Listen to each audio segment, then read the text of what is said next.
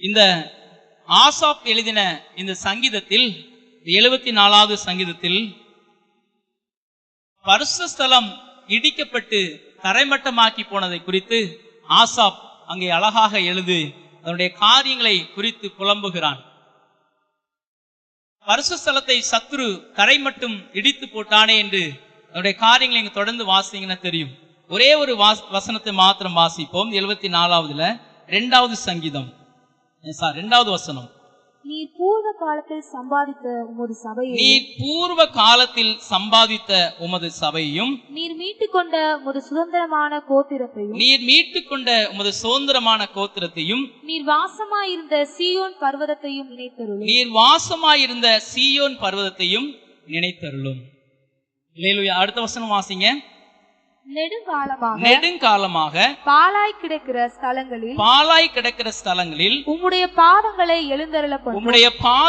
எழுந்தருள பண்ணும் பரிசுத்த ஸ்தலத்திலே சத்துரு அனைத்தையும் கெடுத்து போட்டானே. சத்துரு ஏன் கெடுத்து போட்டான் என்றால், தேவ ஜனங்கள் தேவ வார்த்தைக்கு மீறி நடக்கும் போது அப்படிப்பட்ட காரியங்கள் நடக்கிறதை நாம் பார்க்கிறோம். ஓசியா தீர்க்கதரிசன புஸ்தகத்தில் அழகாக அங்கே ஓசியா எழுதுகிற 8வது அதிகாரம் 1வது வசனம் வாசிங்க. ஓசியா தீர்க்கதரிசன புஸ்தகம் 8வது அதிகாரம் 1வது வசனம். உன் வாயிலே எக்காலத்தை வை, அவர்கள் என் உடன்படிக்கையை மீறி என் நியாய பிரமாணத்துக்கு விரோதமாக துரோகம் பண்ணினபடியினால் கர்த்தருடைய வீட்டின் மேல் சத்துரு கழுகை போல் பறந்து வருகிறான். பிரியமானவர்களே, கர்த்தருடைய ஜனம் தேவ வார்த்தையை மீறி, இங்கே நியாயப்பிரமாணம் என்று சொல்லப்பட்டிருக்கிறது, அது பழைய ஏற்பாட்டில் நியாயப்பிரமாணம். புதிய ஏற்பாட்டில் நம் தேவ வார்த்தைக்கு மீறி தேவ வசனத்துக்கு மீறி நாம் செயல்படும் போது சத்துரு நம் உள்ளத்தில் கிரியை செய்கிறான், நம் வீட்டில் கிரியை செய்கிறான், நம்முடைய குடும்பத்தில் கிரியை செய்கிறான், சபையில் கிரியை செய்கிறான். தேவ வசனத்துக்கு கீழ்ப்படிந்து நாம் நடக்கும் போது, தேவ வார்த்தைக்கு மீறாமல் தேவ வசனத்துக்கு கீழ்ப்படிந்து நடக்கும் போது சத்துரு நம்மிடத்தில் கிரியை செய்ய முடியாது. அதே தான் ஏசாயா தீர்க்கதரிசி சொல்லுகிறார். அப்படி சத்துரு தேவ ஜனங்கள் மீறி பாவம் செய்கிற போது என்ன செய்ய வேண்டும் என்பதை அழகாக எழுதுகிறார். 58வது அதிகாரம் ஏசாயா தீர்க்கதரிசன புஸ்தகம் 58வது அதிகாரம் 1வது வசனம். சத்தமிட்டு கூப்பிடு, அடக்கிக் கொள்ளாதே. எக்காலத்தை போல் உன் சத்தத்தை உயர்த்தி என் ஜனத்துக்கு அவர்கள் மீறுதலையும் யாக்கோபின் வம்சத்தாருக்கு அவர்கள் பாவங்களையும் தெரிவி. அல்லேலூயா, அல்லேலூயா. நாம் தேவ வார்த்தைக்கு மீறும் போது நம்முடைய குடும்பத்தில் குழப்பங்கள், பிரச்சனைகள் உண்டாக்குகிறான் சத்துரு. ஆனால் நாம் தேவ வார்த்தை கீழ்ப்படிந்து நாம் வசனத்தின்படி ஜீவித்து நாம் ஜெபித்து நாம் குடும்ப ஜெபத்திலும் சரியாய் தனிப்பட்ட ஜெபத்திலும் சரியாய் நான் இருக்கும்போது தேவனோடு கூட நாம் ஜெயமுள்ள ஒரு வாழ்க்கையை வாழ முடியும். அல்லேலூயா, அல்லேலூயா. இங்கே நாம் வாசிக்கும் திரும்ப 74வது சங்கீதத்துக்கு வாசிங்க. அந்த 2வது வசனம் வாசிங்க. அதை மாத்திரம் நான் குறிப்பிட்டு நம்ம கடந்து செல்லலாம். 74வது சங்கீதம் 2வது வசனம். நீர் பூர்வ காலத்தில் சம்பாதித்த உமது சபையையும் நீர் மீட்டுக்கொண்ட உமது சுதந்திரமான கோத்திரத்தையும் நீர் வாசமாயிருந்த சீயோன் பர்வதத்தையும் நினைத்தருளும். அல்லேலூயா. 3 காரியத்தை இங்கே நாம் பார்க்கிறோம். நீர் சம்பாதித்த சபை, நீர் மீட்டுக்கொண்ட கோத்திரம், நீர் வாசமாயிருக்கிற சீயோன் பர்வதம். இந்த வசனத்தில் 3 காரியத்தை நாம் சொல்லுகிறதை நாம் பார்க்கலாம். தேவன் தம்முடைய சுய இரத்தத்தினாலே சபையை சம்பாதித்தார். கல்வாரி சிலுவையில் எல்லாவித பாடுகளையும் பட்டு தன்னுடைய சுய இரத்தத்தினாலே, வசனம் வாசிப்போம், சுய இரத்தத்தினாலே தேவன் சபையை சம்பாதித்தார். அந்த சபைக்குள் இருக்கிற நாம் கிறிஸ்துவுக்காக நாம் தேவன் இயேசு கிறிஸ்து அவ்வளவு பெரிய தியாகம் பண்ணதுனால நாம் கிறிஸ்துவுக்குள் நாம் சம்பாதிக்கப்பட்டோம், கிறிஸ்துவுக்குள் நாம் நீதிமானாக்கப்பட்டோம், நாம் பரிசுத்தவானாக மாற்றப்பட்டோம். நம்முடைய பாவம் நிறைந்த வாழ்க்கை, நம்முடைய அசுத்தம் நிறைந்த வாழ்க்கை பரிசுத்த வாழ்க்கையாக மாற்றப்பட்டது, தேவனுக்குள் வந்தது. எதனால? இயேசு கிறிஸ்துவின் தியாகத்தினால. கல்வாரி சிலுவையில் அவர் தியாக பலியாக கல்வாரி சிலுவையில் தொங்கினதினால் அந்த கடைசி சொட்டு இரத்தம் வரைக்கும் நமக்காக சிந்தி அந்த இரத்தத்தினால தேவன் சபையை சம்பாதித்துக் கொண்டார். ஆனால் நாம் கிறிஸ்துவுக்காக என்ன தியாகம் செய்கிறோம், நாம் கிறிஸ்துவுக்காக என்ன செய்கிறோம் என்பதுதான் முக்கியம். அல்லேலூயா, அல்லேலூயா, அல்லேலூயா. நாம் கிறிஸ்துவுக்காக என்ன தியாகத்தை செய்கிறோம் என்பதை நாம் ஒவ்வொருவரும் தியானித்து பார்க்க வேண்டும், நாம் நினைத்து பார்க்க வேண்டும். C.T. ஸ்டட் என்ற ஒருவர் உண்டு. இங்கிலாந்து தேசத்திலிருந்து மிஷனரியாக கடந்து போனவர். சைனா, பின்பு ஆப்பிரிக்க காடுகளில் அவர் மிஷனரியாக கடந்து போனார். அவர் அப்பா பெரிய பணக்காரர், நிறைய சொத்துக்களை அவர் கொடுத்தார் மகனுக்கு. அவர் எல்லாத்தையும் விற்று ஊழித்து கொடுத்து ஒரு மிஷனரியாக கடந்து போனார். ஆப்பிரிக்க காட்டுல அதாவது ஒரு சில தட்டிகளை வைத்து ஒரு சின்ன கூரை அமைத்து அதுல மூங்கில்னால ஒரு கட்டில் அமைத்து அதுல படுத்திருந்தார். அதுல மேல எப்படி இருந்தாராம், பக்கிங்காம் பேலஸ் அப்படின்னு எழுதியிருந்தாராம். பக்கிங்காம் பேலஸ் அப்படின்னா இங்கிலாந்து நாட்டுடைய ராணி தங்கக்கூடிய இடம், அது பெரிய பேலஸ். ஆனா அதுல அவர் எழுதியிருந்தாராம். ஒரு பெரிய அதிகாரி அவரை பார்க்கறதுக்காக போயிருந்தாராம். C.T. ஸ்டட் எங்கே இருக்கிறார் அப்படின்னு. இங்கதான் இருக்கிறார் அப்படின்னு அவர் கேட்டபோது, இவ்வளவு பெரிய தியாகம் பண்ணீங்களா அப்படின்னு கேட்டாராம். இயேசு கிறிஸ்து கல்வாரி சிலுவையில் எனக்காக இவ்வளவு பெரிய தியாகம் பண்ணியிருக்கும் போது நான் இந்த தியாகம் எம்மாத்திரம் என்று சொன்னாராம். அப்ப நாம் கிறிஸ்துவுக்காக ஆத்ம ஆதாயம் செய்வதற்காக, ஜனங்களை கிறிஸ்துவுக்கு நடத்துகிறதுக்காக என்ன தியாகத்தை செய்திருக்கிறோம். அல்லேலூயா, அல்லேலூயா. ஞாயிற்றுக்கிழமை என்ன திருமண நாட்கள் வந்துட்டுனா முகூர்த்த நாள் அப்படின்னு நிறைய விசுவாசிகளை காண்றதில்லை, கல்யாணத்துக்கு போயிடுறாங்க. நம்முடைய தியாகம் அப்படிப்பட்டதாக இருக்கிறது.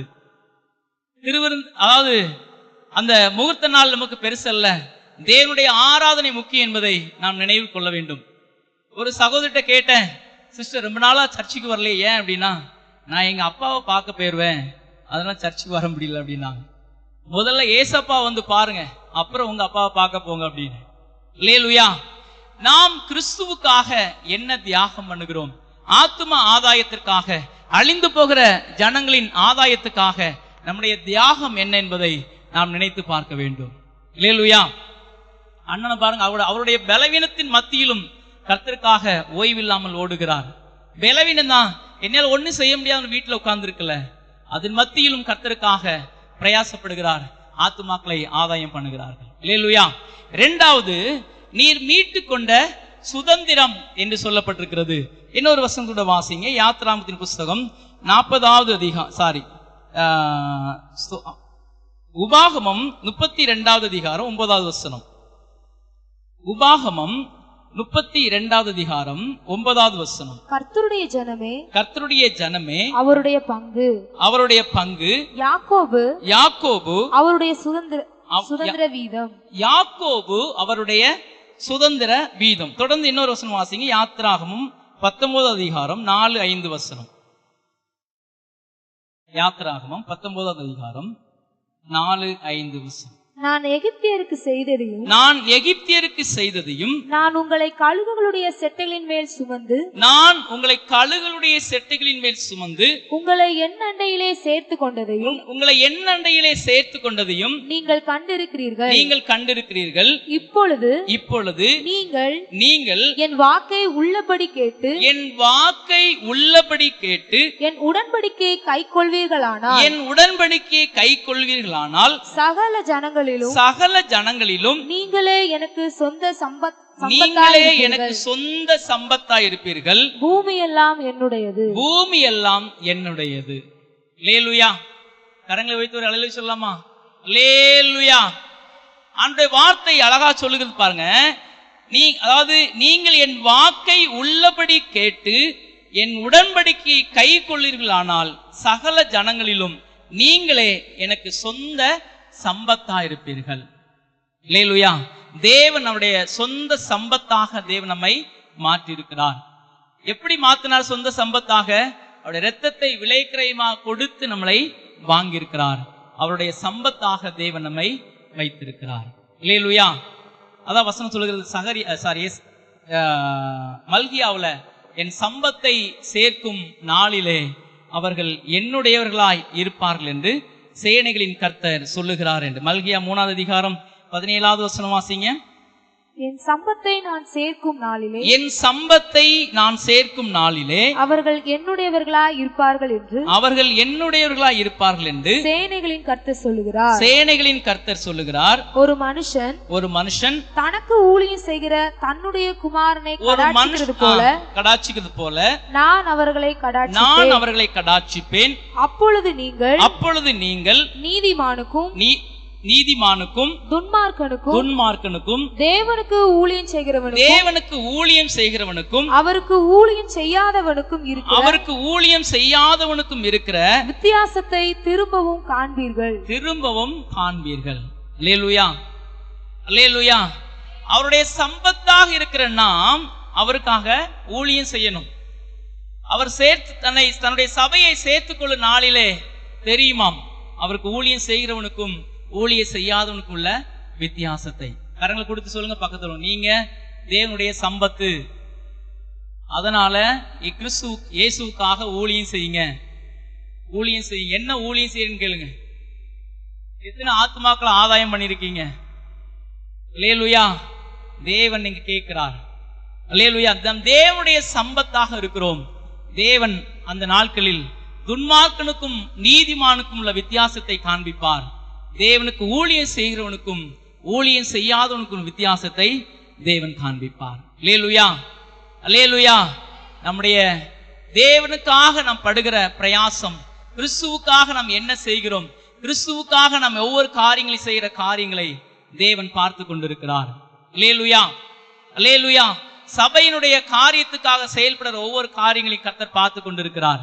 நாம் என்ன காரியங்களை செய்கிறோம், கிறிஸ்துவுக்காக என்ன ஊழியம் செய்கிறோம், சபையில் இருக்கிறோம். தேவன் நம்மை சபையில் வைத்திருக்கிறார், சம்பத்தாக வைத்திருக்கிறார். அவருடைய இரத்தத்தினால மீட்டு கொண்டார். அவருடைய சம்பத்தாக இருக்கிற நாம் கிறிஸ்துவுக்காக என்ன செய்கிறோம், என்ன தியாகம் செய்கிறோம் என்பதுதான் முக்கியம்.